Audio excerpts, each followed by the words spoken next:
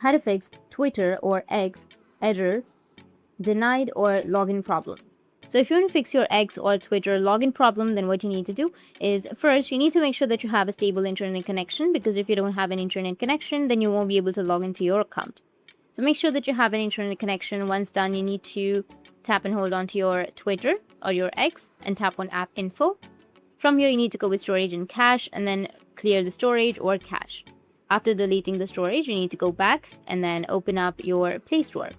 After opening a Play Store, you need to go with search, and here you need to search for X or Twitter, and then you will have any updates. Then just simply go and update it.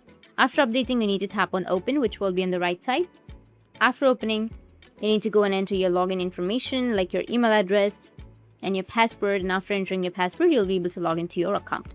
Make sure that your credentials are correct as well, because if you don't have your credentials correct, then you might face some kind of problem while trying to log into your X account.